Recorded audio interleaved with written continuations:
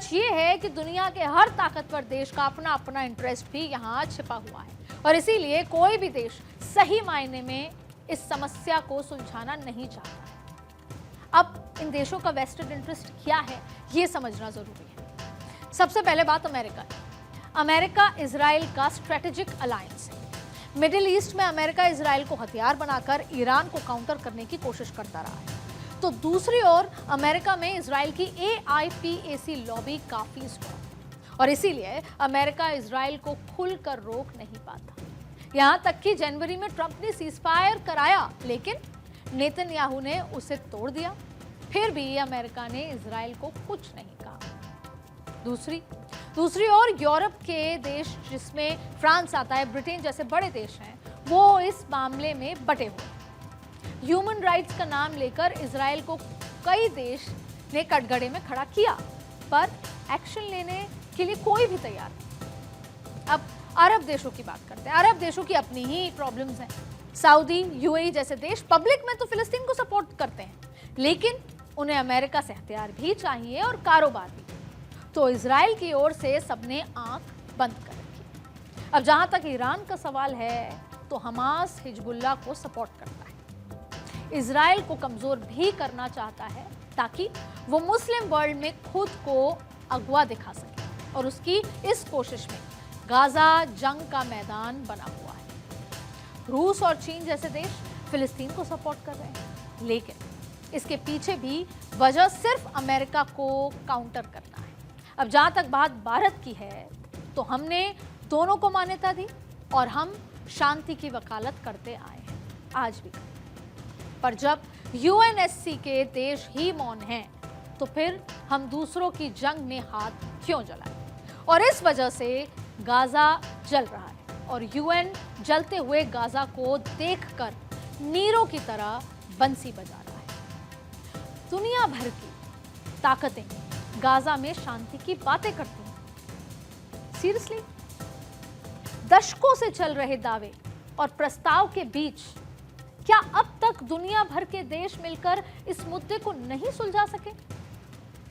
9 महीने में 7 युद्ध रुकवाने का दावा करते हैं ट्रंप। अंदर उनकी हिम्मत नहीं कि वो इजराइल को कुछ कह सकें, इजराइल को हथियार डालने के लिए मजबूर कर सकें। और ये तो ट्रंप हैं जो गाजा को अपना प्राइवेट क्लब बनाना चाहते हैं। कह चुके हैं कि प्राइवेट क्लब बनाने के सपने में देखता हूं, और अब गाजा में शांति के नाम पर मीटिंग खेल रहे हैं ट्रंप। ये नया शगुफा छोड़ दिया है उन्होंने। अमेरिकी राष्ट्रपति ट्रंप के प्लान में 3 बातें हैं। पहला, बंधकों की रिहाई। दूसरा, गाजा में इस्राएल की वापसी पर बातचीत, और युद्ध के बाद गाजा में ऐसा शासन स्थापित करना जिसमें हमास की कोई भूमिका ना हो। और ट्रंप तो कह रहे हैं कि हमास इजराइल के बीच युद्ध खत्म कराने के लिए ये उनका अब तक का सबसे ठोस प्रस्ताव होगा। अब हाल ही में न्यूयॉर्क में हुए UNGA के 80वें सत्र में दुनिया भर के देश इकट्ठा हुए, और ट्रंप ने तो अपने भाषण की शुरुआत ही दुनिया के हालात पर चिंता जताते हुए की।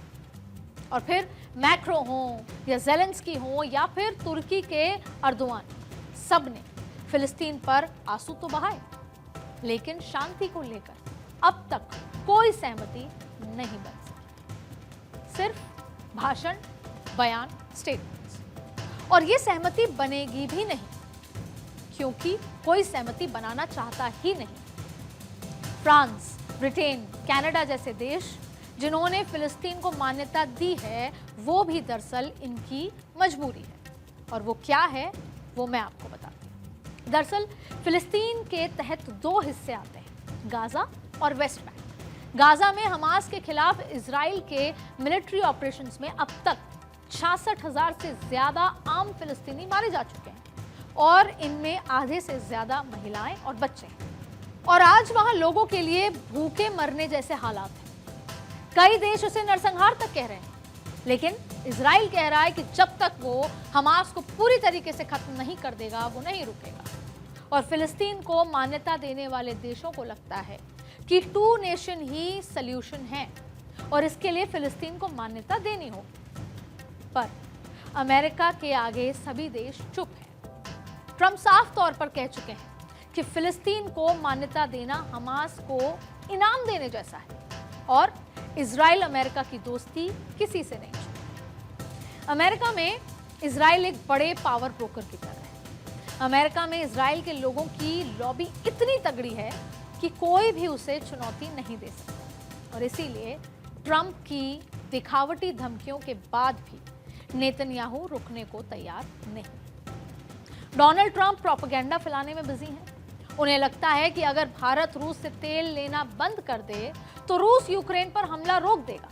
लेकिन इजराइल फिलिस्तीन के बीच चल रही जंग में साहब को गाजा में अपना प्राइवेट क्लब दिख रहा है और इसीलिए ये जंग रुकने की जगह और भड़कती जा रही है। इजराइल गाजा में बम बरसा रहा है तो यमन के हुती इजराइल के लोगों पर मिसाइलें दाग रहे हैं।